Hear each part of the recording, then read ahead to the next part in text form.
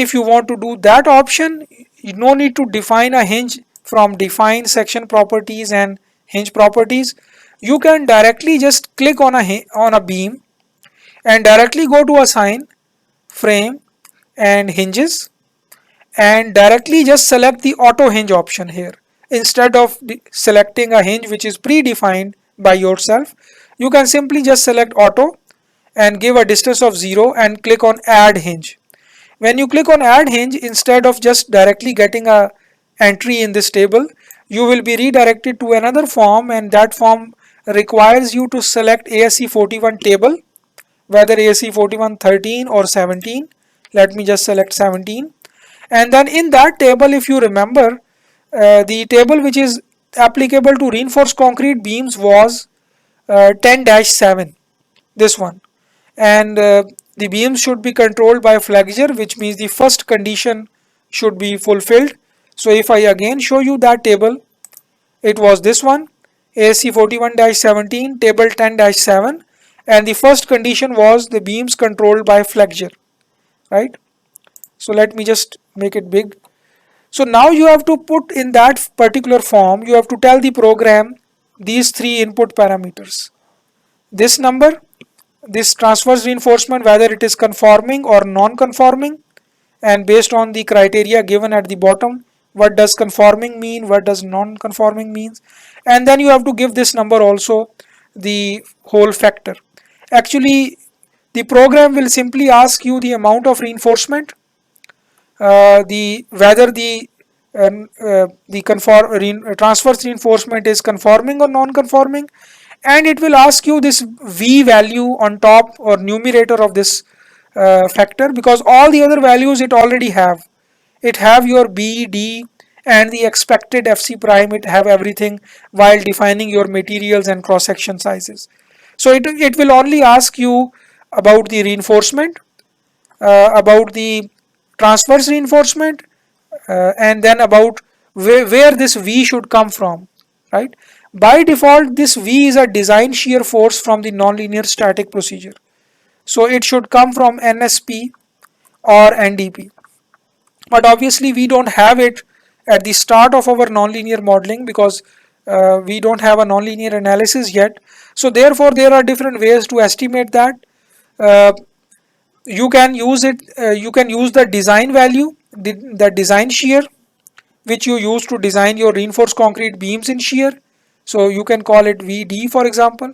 Or if you are using a special moment resisting frame, in that case there is a special way to calculate this.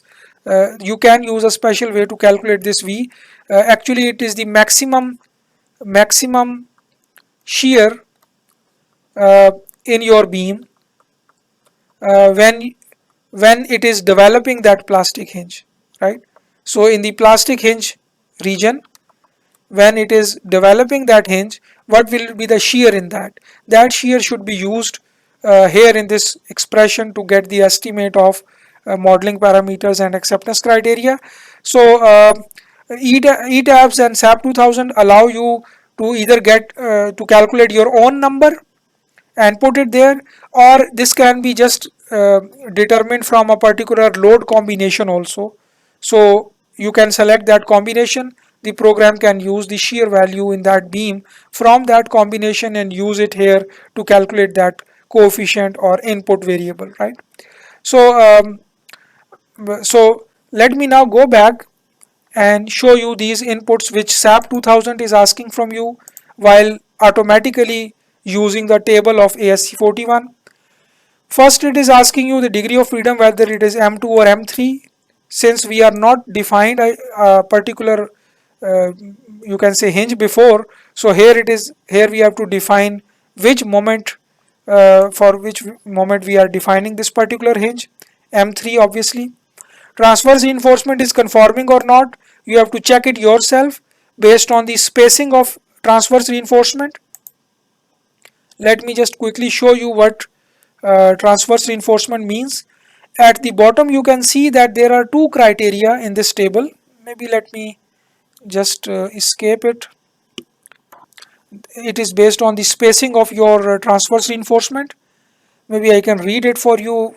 Transverse reinforcement is conforming if within the flexural plastic hinge region hoops are spaced at a distance of less than d by 3, and if for components of moderate and high ductility demand, the strength provided by the hoops, which is Vs, is at least 3 by 4 of the design Vs of the design shear. So there are two conditions actually.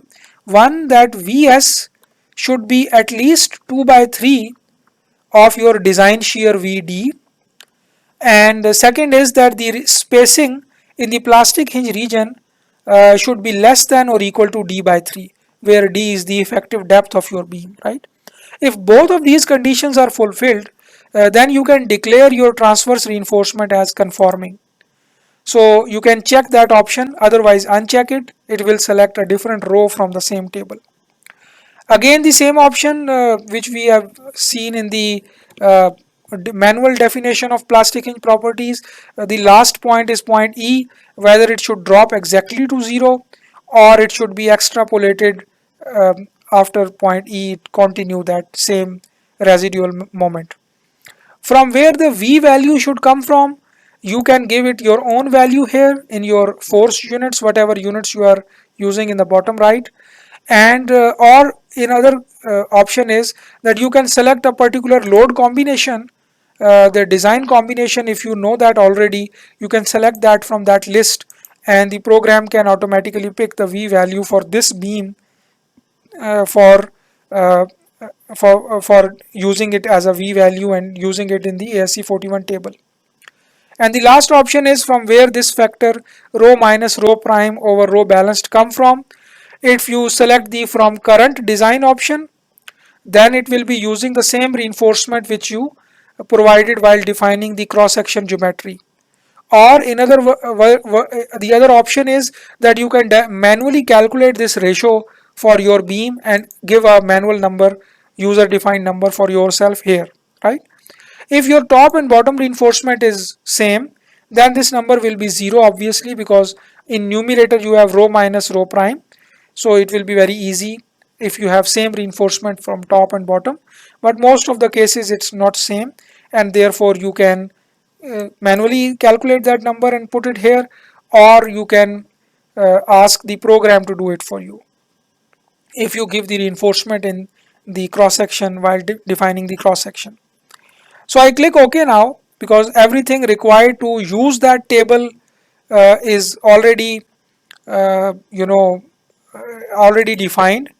But one more thing is that if your item 1 is not satisfied, if your beam is not controlled by flexure, if it is controlled by shear or inadequate development length or inadequate embedment, then you cannot use this table automatically. So the option to use the table is only for the item 1, right? For the for the other items, item 2, 3, 4 in that same table are not available in this particular form. So once let's assume that our beams are controlled by flexure. Most of the time this is the condition which will be true, and then I'll click OK. So now it automatically calculate M3 hinge for this particularly selected beam, this one. It have calculated the hinge properties from ASC 41 directly, and it have assigned it at a relative distance of 0, and I can simply use the same one option, add hinge, and fill this form whatever is applicable to me and click OK, and it again assigns that hinge to 1, right? So I can click on apply and click OK. So I can see that the program have developed two new hinges, 3H1 and 3H2. So first it names it like this, that on one end it's called H1, other end it's called H2, and the first number associated with the name is actually the number of the beam in your computer model. So this was the beam 1, the first beam which I draw in the model, so therefore it was 1H1, 1H2, and this is the third beam, so it is 3H1, 3H2. You can always see the numbers of different frame elements from this display options, and there are several options available. Now let's quickly see, and obviously they are not generated from any predefined hinge, so therefore there is no name in the bracket as there was name in the first case. So I can now go to define section properties and hinge properties, and here I can see that these two new hinges are added to my list by the program, and they are generated properties, but they are auto generated, so they are not generated from a previously defined hinge, they are auto generated. Now if I want to see their property, I can modify show them, and I can modify show properties, and in here the you can see that the program automatically calculate the actually picked the A, B and C values from ASC41 related to the applicable row which is in that table, and it fills all everything for you: acceptance criteria, the yield moment, the backbone curve, the type of hinge and the hysteretic behavior. One important point here is that you are not allowed to modify any of these things, but if you want to modify, for example, I want to modify the hysteretic behavior, I know that this may not be applicable to my reinforced concrete beams, so I want to change it to Takeda, for example. So in that case I need to go back and I can convert it into a user property. Currently it is a automatically generated property, but I can select that hinge and convert it into user property, and then now it is its generated option becomes no, right? So now I can modify anything in that hinge. I can modify show property, go back again to the same form, and now it is allowing me to modify any number which it automatically picked from ASC41 or automatically calculated. I can just modify the hysteretic type to any other type and then click OK, and it will change that. Similarly, I can do it for all other hinge types also which are auto generated. I can just convert them into user property and then change anything I want, right? So that's how you can assign the hinge properties to to different beams using auto hinge option from ASC41. And one convenient thing in this is that you can select multiple beams, because the program will use their own hinge properties, your own beam properties, to calculate the moment versus rotation behavior and all the inputs required for the hinges. So therefore you can just select all of the beam at the same time and use the auto option, and the program will generate the hinges associated with uh, each beam property, right? Beam cross section, beam material, and everything, right? So the second option is very convenient. You don't need to define hinges by yourself and then assign them to each type of beam yourself. You can select all the types together and just use the auto hinge option. So once you have assigned these hinges, and let's assume that beams, we only wanted to make beams as nonlinear in this particular model, and now we want to run the analysis. Uh, So in order to do that, we have to first define what we call as a nonlinear load case, and we know that the general procedure to define load cases is that first you define a load pattern in SAP 2000, and then load that pattern is called in the load case. The analysis is performed for the load cases. So let's assume that I want to perform a nonlinear static load case. For example, I want to apply some force here, and I want to just apply a horizontal force at this particular node, and I want to make it a nonlinear load case, which means that the load shouldn't be applied directly at one step. It should be applied starting from different steps up till that particular value, and for each step we can see whether that beam has yielded or not, or there is any damage uh, in that particular beam or not. So I will be first defining, let's say quickly, a particular load pattern. Let me call it as some name, let's say horizontal load and let's select it type as other. Cell weight multiplier will obviously be 0, and add new load pattern. I just click OK now. So now let's select this particular point and assign it this joint load here and assign it a force. Let's assign it some number randomly. Let's say uh, 10,000 Newton. Actually, this will be very less, so maybe make it some high number, maybe this much Newton, and then it should be associated with the load pattern by the name horizontal load, and there is no other load, so it doesn't matter which option I select. I just click OK. So that number of load in this much Newton is assigned to this particular point. Now let's quickly define a load case, and this time make it non-linear load case. So go to define load cases and add a new load case and give it some name, maybe non-linear case and horizontal force, just to recognize it. Horizontal force, maybe like this, horizontal F, and make its load case type as uh, static, and analysis type can be nonlinear. So the force will still be static, it's not dynamic, but it will be applied in a step-by-step manner, and uh, the development of hinges and all the damage in those two particular beams can be seen for with each analysis step. Analysis can be start from zero initial conditions.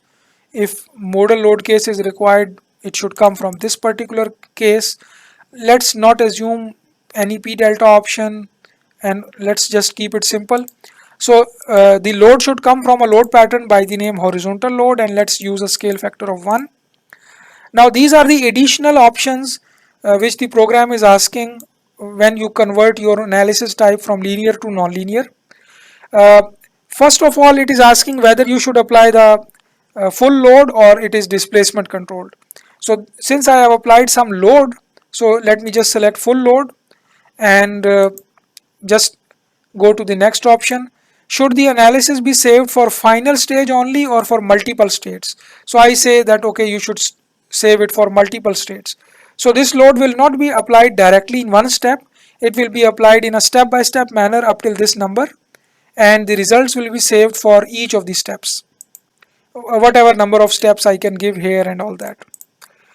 And then nonlinear parameters, the most important one is this one, the number of total steps. Let's make it, let's say 100. So this number will be applied in 100 steps, and the program will save the output for each of the step, so we can see how the damage is occurring with each of the analysis step. So I'll just click OK.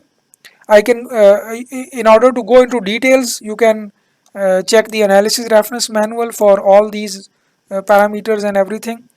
So I can just select OK, and now my nonlinear static load case is performed. So I currently don't know about this number and all the capacities and everything, but just try to run the analysis and see if we can get some results about hinges in those two beams for which we have just assigned randomly. So I'll be just going to analyze, set load cases to run, and let's uncheck all of them and just only check this last one, and let's run now. We have to save it, for example, let's call it nonlinear hinges option, the name, and then click save, and let's see how much time it takes. Okay, it run directly without any much time. So now it is showing you the deformed shape for the nonlinear case. Let me just show you this option. This is the deformed shape option. The same option is available in display, show deformed shape, and in that we can select that same only case which we have just selected. But important thing here is now this part, which was not available in the linear analysis. Now you can see hinge state colored dots in terms of either the points B, C, D and E which you give as an input in the moment rotation curve, or you can directly see IOLS and CP. So we know that we have given the backbone where we defined B, C, D, E points, or we also defined the three acceptance criteria. So if we select for this point for B, C, D, E, we know the colors of these points, and the legend is also shown here. B means from B to C means green, C to D means blue, D to E means pink, and then beyond E is red. So which means if I select this first option and click on apply, and then I can see here that now this is the analysis step 1. I know that that force which is applied here on this particular node towards right hand side, that force was applied in 100 different steps. I give the number of steps as 100. So I can go back again to display and show deformed shape, and I can select the step number. So I can select second, third, fourth, any step, let's say 10th step, and click on apply, and I can see that the colors now changed for these two beams, because these two beams were the only nonlinear beams, but actually I should have done it for all beams. And the blue color means that the values of bending moment in these two beams are from point C to D, and the corresponding deformations, rotations in these two beams are from C to D, right? So let me just see, uh, go to define section properties and hinge properties, and let's say any hinge which I assign to this left beam, this one. So I can see and refresh here that I defined this A, B, C, D and E, and they were associated with different colors. So if the program is telling me the blue color means from B to C, which means I am somewhere here in this range. If I go B, if some hinge becomes red for a particular analysis step, it means I am already beyond point E. This is the color coding will be used when I use this point A, B, C, D and E option in the deformed shape. But if I go for the IOLS and CP, there will be three colors. The green will mean IO, blue will mean LS, and red will mean CP. I can check that one also. Go to again back to deformed shape and select the second option now and click apply and OK. So you can see here that these are all these beams are already beyond CP value even at the analysis step 10, right? If I can use this arrow and I can go back, and you can see that I am going back to the step 3, 4, 1, 2 and all that. So currently, since the values of capacities are just random and the applied loading is just random, so therefore I can just show you the process and you can use it the same thing for real numbers. For the analysis step 1, none of the beam is in IO, LS or CP, it is even before IO. The next step, the first beam directly goes to CP value, but still the other hinge has somewhere in between LS and CP. This second beam is in between IO and LS. The performance is in IO and LS. In the next step, all four hinges, or actually both beams, crossed the CP value, and this is because I just used random capacities and random applied loading. So actually I applied a very high loading, therefore the results, the beam is just yielded even at the start of the analysis in third step, and actually the number of steps were 100.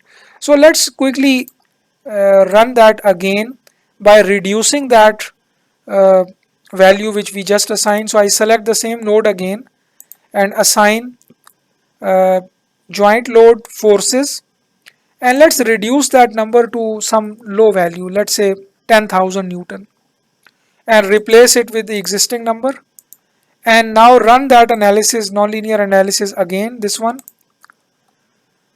Okay, now some beams go to my IO to LS range, right?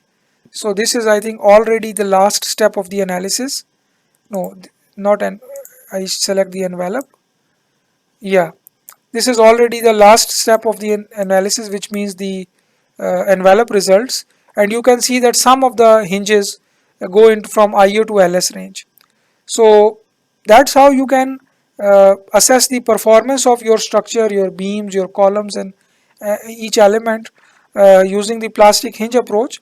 In this demonstration, I only use uh, the uh, the RC beams example and just one moment M3 hinge, but you can explore other hinge types also. You can explore how we can perform nonlinear modeling of columns and shear walls also, and you can also explore the other modeling approach, which is the fiber modeling approach. These are all the other things which you should keep in mind, or you can explore in uh, future sessions maybe. So if this analysis which I just applied one horizontal force, it was done only for you can say for a static case, but you can also perform a nonlinear dynamic analysis also once you have a nonlinear component in your computer model. So the process will be same, go to define load cases, and this time instead of selecting static case, you will be selecting the time history load case, and you will be making it nonlinear because you have hinges in your model. Other process will be same, except this nonlinear parameters will be there. Here you have to define the number of steps and everything.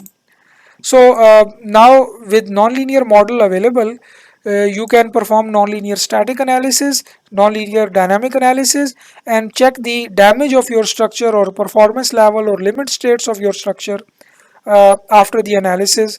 There are more systematic ways of doing that in ETABS and SAP 2000, but you can also use these visual results. You can also go to display and show hinge results here, and it will show you for different hinges. You can select them, and it will show you uh, what was the state or condition of those results or their hinge values. So it will plot the actual moment rotation curve which you give as an input, and it will also show you that what what is the level of deformation, rotation, and what is the level of moment which is produced by the applied loading, right? So you can select a load case here, you can select an analysis step, maybe you can select some step, and it will show you what is the hinge state. Currently it is from B to C, or in terms of IO, LS and CP, it is between IO and LS, right? So it will show you graphically also, and also in the you can say in the color form also. Since none of our beams in this particular analysis case uh, crossed the IO level, therefore actually crossed the yield point, or you can say the significant damage, so you won't be getting some detailed results. But if for example it crossed the LS level or CP level, you will be seeing that in the graphical form also in that figure. uh, so all the hinge results you can select from this kind of table. You can actually see the actual input for that hinge and then compare it with these results. So when it says that it is from B to C, which means you are somewhere in this range. This is point B and blue is point C. So it has yielded already, but it doesn't have significant damage. It doesn't cross the life safety level yet. It is still in between IO and life safety. So you can check that hinge by hinge also, and you can also check in display option. There is a more systematic way to quickly check the hinge states of all the available hinges in the show tables option, and in there you can see in the analysis output, in the structure output, sorry, element output, frame output. Here you can see the fringe, the frame hinge states. This is an additional table because of nonlinear modeling and analysis. So you can see here that all the hinge states are also shown here for that particular load case, which is the nonlinear load case. So it shows you, I think, let me show you here. Yeah, the last two columns are actually the hinge states and hinge status, and it actually reports what is the plastic rotation R3 for each of the hinge type, right? So you can compare these numbers with the input capacities, or you can directly use these automatically generated hinge states. So that's how you can visualize or check the hinge results after performing nonlinear static or nonlinear dynamic analysis. So I think I will end my demonstration here, and if you have any questions you can contact me.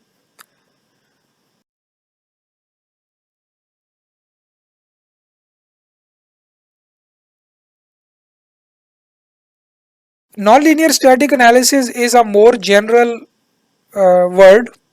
Pushover analysis is one of the nonlinear static analysis in which you apply lateral force pattern to your structure.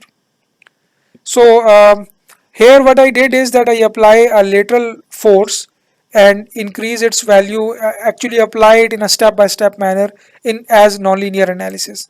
But if you go to define and load cases, and let me select a new load case and make it static nonlinear. You can also select a mode shape as a pattern of loading, right? So the program will calculate a pattern based on which is proportional to the mode shape of your structure and apply it as a pushover load case. So if I select for example mode 1 and add it here, the program will be actually pushing the structure with a pattern which is going to deform my structure in first mode shape, right? So it will be actually calculating the modal inertia load pattern uh, for first mode, following the first mode shape and applying it in a step by step manner. But obviously I haven't provided any force value associated with that pattern. So I have to select whether I have to make it a load control or a deformation control. Generally, the modal pushover analysis is a deformation controlled, is carried out as a deformation controlled analysis, and in that case you can use a monitored displacement or a conjugate displacement and give its value associated with a particular degree of freedom of a particular node. So I can select for example the roof node and the horizontal degree of freedom u1, give its joint number and give a target displacement that okay, push my structure with that particular load pattern corresponding to first mode shape up till that the degree of freedom associated with that joint is equal to the deformation or displacement is equal to 480 millimeter for example in my units, right? So I can give some number and click OK, and now the program will push my structure with the first mode load pattern until this particular node in x direction displacement reach to 480 millimeter, and then all the results will be saved for each analysis step. If I go for the second option and select multiple states, and if I go and here I have to select how many number of steps I should use in this analysis. So if I say 200, the program will divide that displacement which I give into 200 steps and apply that displacement, actually apply the force uh, and carry out the analysis actually in 200 steps. So there will be 200 displacement steps given to the structure in this analysis if it is displacement controlled as defined here, right? So after the analysis you can see the results for each of the analysis steps separately, and the hinge states for each of these steps separately. Same can be done for nonlinear dynamic analysis also. For each of the steps you can see the results. But obviously for nonlinear dynamic analysis you would be selecting a time history load case, and you will be selecting an acceleration load pattern if you want to apply a ground shaking. But if you want to apply a dynamic force to your structure, then you have to select that load pattern in which there is that dynamic force, and then you have to associate a particular function with that force to make it dynamic in nature. Just like you, when you select an acceleration pattern, you select actually the time history of that ground acceleration which you predefine before making this dynamic analysis load case.